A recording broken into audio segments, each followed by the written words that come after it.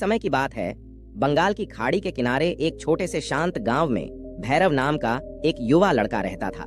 भैरव अपने क्रोधी स्वभाव और चंचल मन के कारण गांव भर में प्रसिद्ध था। उसका मन हर समय विचारों से भरा रहता था। इस तूफान ने उसके मन को एकदम बेचैन कर दिया था। उसके जीवन से शांति मानो गायब हो गई थी और वह हमेशा अपने ही ख्यालों में खोया रहता था और तनावपूर्ण जीवन जी रहा था। उसके अशांत मन और क्रोध के कारण उसके अपने परिवार के सदस्यों और गांव वालों से भी संबंध अच्छे नहीं थे, जिससे वह और भी अधिक अकेला और अपमानित महसूस करने लगा। वह और भी अधिक मानसिक तनाव की स्थिति में चला जाता है। एक समय की बात है, भैरव अपने गांव की गलियों में घूम रहा था। तभी उसकी मुलाकात एक महात्मा बुद्ध से हुई, जो एक पेड़ की छाया के नीचे ध्यान में बैठे थे। महात्मा बुद्ध के चेहरे से निर्मल शांति की आभा झलक रही थी। इस असीम शांति में भैरव महात्मा बुद्ध की ओर आकर्षित हो गया। जब भैरव महात्मा बुद्ध के करीब आया तो उसे अपने आसपास एक सकारात्मक ऊर्जा का एहसास हुआ। भैरव को एहसास हुआ कि इस असीम शांति और सकारात्मक ऊर्जा का स्रोत कहीं न कहीं महात्मा बुद्ध के भीतर ही था। इसलिए वह वहीं बैठकर उनकी आंखें खुलने का इंतजार करने लगा। थोड़ी देर बाद जब महात्मा बुद्ध की आंख खुली तो उन्होंने एक युवा लड़के को अपने सामने बैठा पाया, जो बहुत तनावग्रस्त और नकारात्मक भावनाओं से भरा हुआ लग रहा था।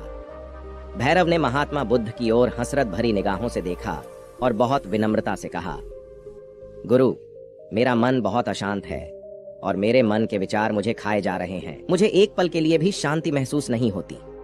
क्या आप मुझे सिखा सकते हैं कि मैं अपने अशांत मन को कैसे शांत करूं? महात्मा बुद्ध ने भैरव की पीड़ा को समझते हुए करुण दृष्टि से देखा और कहा, मेरे प्यारे बच्चे, मैं तुम्हें एक कहानी सुनाना चाहता हूँ। इस कहानी में मानसिक शांति और खुशी के रहस्य छिपे हैं। क्या आप कहानी सुनना चाहेंगे?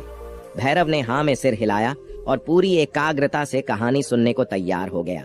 फिर महात्मा बुद्ध ने कहानी बताना शुरू किया। बहुत समय पहले की बात है। एक नगर में शक्ति नाम का एक आदमी रहता था।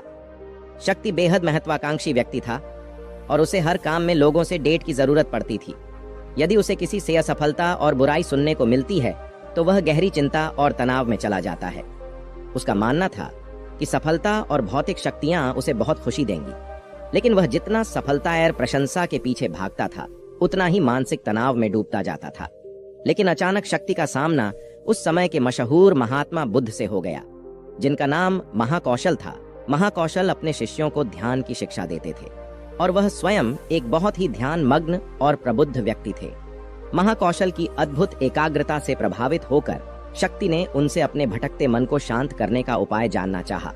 शक्ति ने कहा कि मैं हमेशा सफलता के पीछे भागते हैं और लगातार अधिक हासिल करने की कोशिश करते हैं, फिर भी मुझे कोई क्षणिक संतुष्टि या आत्मसंतुष्टि नहीं मिलती। इस निरंतर बेचैनी के बीच मैं शांति कैसे पा सकता हूँ? महात्मा बुद्ध ने करुण दृष्टि से उसकी ओर देखा और उत्तर दिया, आपका मन एक अशांत नदी की तरह है जो हमेशा बहती और बहती रहती है, कभी भी शांत नहीं रह सकता। इसलिए इस अशांत मन को शांत करने के लिए आपको अपने विचारों को बिना किसी रुकावट के जाने देने की कला सीखनी होगी। शक्ति को आश्चर्य हुआ और उसने पूछा कि मैं अपने विचारों को कैसे जाने दूं? आखिर मैं भी तो अपनी इच्छाओं और महत्वाकांक्षाओं से बंधा हुआ हूँ।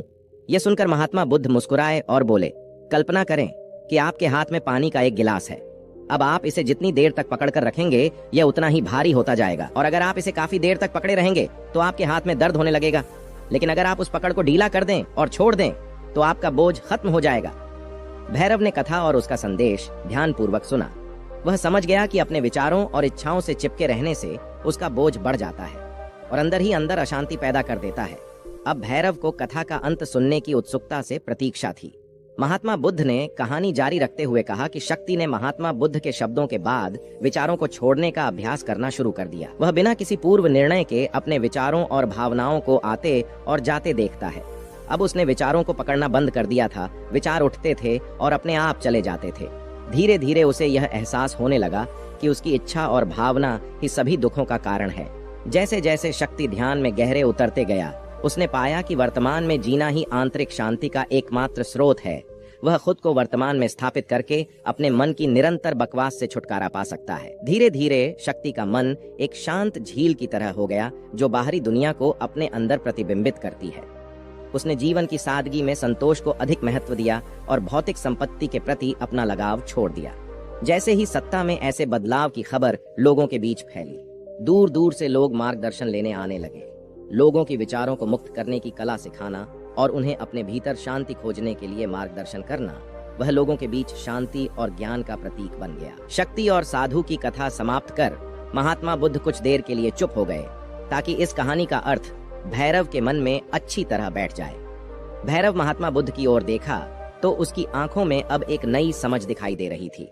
भैरव ने धीरे से कहा कि मुझे इस कहानी में ज्ञान दिखता है, लेकिन मैं इसे अपने जीवन में कैसे लागू करूं? मैं अपने अशांत मन को कैसे शांत कर सकता हूं? भैरव के इस सवाल पर महात्मा बुद्ध गर्मजोशी से मुस्कुराते हैं और फिर कहा कि अशांत मन को शांत करने का अभ्यास आत्म जागरूकता से शुरू होता है। अपने भीतर उठने वाले विचारों का निरीक्षण करने के लिए प्रतिदिन कुछ समय निकालें। उन भावनाओं पर ध्यान दें जो आपके मन में आती हैं और देखें कि वे कैसे आती हैं, और आकाश में गुजरते बादलों की तरह चले जाओ। भैरव ने आंखें बंद कर लीं और महात्मा बुद्ध के कहे अनुसार अपने विचारों का अवलोकन करने लगा। जैसे ही उसने अपने भीतर उठने वाले विचारों पर ध्यान देना शुरू किया, उसे एहसास हुआ कि इसलिए उसे चिंता और इच्छाओं की एक निरंतर धारा अपने अंदर बहती हुई महसूस हुई। सिर्फ एक एहसास ने ही उसे एक अद्भुत शांति का एहसास कराया। उसे यह भी एहसास हुआ कि यह सभी विचारों और भावनाओं से अलग है। महात्मा बुद्ध ने आगे कहा कि जैसे शक्ति ने खुद को सभी मोह माया से अलग कर लिया था, अपने मन को अशांतकारी विचारों और भावनाओं से मुक्त करने का अभ्यास विकसित करें। बिना किसी पूर्वाग्रह के विचार को वैसे ही स्वीकार करें जैसे वह आता है, और फिर धीरे धीरे उन्हें जाने दें और अपना ध्यान वर्तमान क्षण पर केंद्रित करें। लेकिन भैरव ने टोकते हुए कहा कि क्या होगा अगर विचार और भावनाएं इतनी मजबूत हों कि वे बनी ही रहें और दिमाग से निकलने से इनकार कर दें। महात्मा बुद्ध ने भैरव की बात पर सहमति जताते हुए सिर हिलाया और कहा, ऐसे कई मौके आएंगे जब आपके मन में सवालों का बवंडर चल रहा होगा। जब आपका दिमाग आपकी बात ही नहीं सुनेगा, तो ऐसे में आपको अपनी सांसों की ताकत पर विश्वास करना होगा। एक बार फिर भिक्षु ने भैरव से कहा, अपनी आंखें बंद करो और अपनी सांसों पर ध्यान केंद्रित करने के लिए अपने पेट को ऊपर उठता हुआ और मथता हुआ महसूस करो। महात्मा बुद्ध ने बताया कि जब भी आपका मन अशांत हो तो तुरंत अपनी सांसों पर लौट आएं। सांस की वाद्य गति आपको तुरंत वर्तमान के चरणों में वापस खींच लेगी और आपको शांति का अनुभव होगा। एक महात्मा बुद्ध के निर्देशानुसार आने और जाने वाली सांसों पर ध्यान केंद्रित करने का प्रयास किया। इस छोटे से व्यायाम से उसे मानसिक शांति का अनुभव हुआ। उसे याद आया कि उसकी सांसें हमेशा उसके साथ थीं, जो उसे वर्तमान क्षण की याद दिलाती थी। भैरव के इस विकास को देखकर महात्मा बुद्ध मंद मंद मुस्कुराए और बोले, मेरे प्रिय, बेचैन मन को शांत करना एक ऐसी साधना है जिसके लिए बहुत प्रयास और दृढ़ इच्छा शक्ति की आवश्यकता होती है, क्योंकि लगातार व्यायाम से मांसपेशियां मजबूत होती हैं। उसी तरह नियमित अभ्यास से मन भी शांत होता है। स्वीकृति में सिर हिलाते हुए भैरव ने महात्मा बुद्ध को धन्यवाद देते हुए उन्होंने वादा किया कि आज से वह अपने अशांत मन को शांत कर सकेगा और अपनी गैर शक्तियों को मुक्त कर सकेगा और अपने भीतर शांति पाने के लिए इस यात्रा पर निकलने में सक्षम हो सके। महात्मा बुद्ध ने भैरव के कंधे पर हाथ रखा और कहा कि मुझे आपकी क्षमता पर बहुत विश्वास है और आपको जल्द ही अपनी आंतरिक शांति मिलेगी। लेकिन याद रखें कि यह आसान नहीं होगा, लेकिन अगर आप दृढ़ इच्छा शक्ति और खुले दिल से प्रयास करेंगे तो आप निश्चित रूप से वह टुकड़ा पालेंगे जो आपके अंदर है। उस दिन से भैरव अपने अशांत मन को शांत करने का प्रयास करने लगा और हर दिन ध्यान करने के लिए एक अलग समय निर्धारित किया।